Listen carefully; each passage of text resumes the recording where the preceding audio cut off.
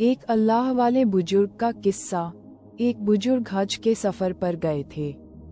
जब वो एक जगह से गुजर रहे थे, उनके हाथ में एक थैला था। उसमें कुछ पैसे थे।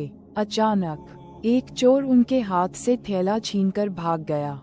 जब चोर काफी दूर निकल गया, तब अचानक उसकी आंखों की रोशनी खत्म हो गई।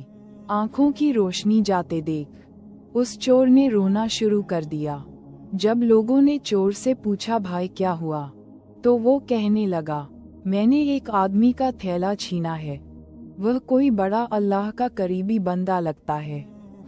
मेरी आंखों की रोशनी चली गई।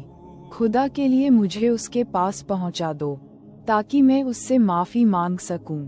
जब लोगों ने पूछा कि ये किस्सा कहाँ पेश आया, तो कहने लगा, फला नाई की दुकान के करीब पेश आया। लोग उसको उस दुकान पर ले गए और नाई से पूछा कि इस तरह का कोई आदमी यहाँ से गुजरा है, आप उसे जानते हो? उसने कहा, मुझे उसका घर तो पता नहीं, हाँ मगर नमाज के लिए वह आते जाते रहते हैं। अगली नमाज के लिए फिर आएंगे। ये लोग इंतजार में बैठ गए। वह बुजुर्ग अपने वक्त पर तशरीफ लाए। लोग उस चोर को उनके पास ले गए, तो उस चोर ने जाकर उनके हाथ पांव पकड़ लिए कि मुझसे गलती हो गई, गुनाह हो गया, नादिम हूँ, शर्मिंदा हूँ, मेरी आंखों की रोशनी छिन गई। आप अपने पैसे वापस ले लीजिए और मुझे माफ कर दीजिए, ताकि अल्लाह ताला मेरी आंखें ठीक कर दे। वह बुजुर्ग कहने लगे कि मैंने तो तुझे पहले ही माफ कर दिया है।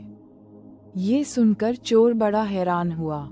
कहने लगा, हजरत मैं तो आपका थैला छीनकर भागा और आप कहते हैं कि माफी मांगने से पहले ही माफ फरमा दिया। वह फरमाने लगे, हाँ मेरे दिल में कोई बात आ गई थी।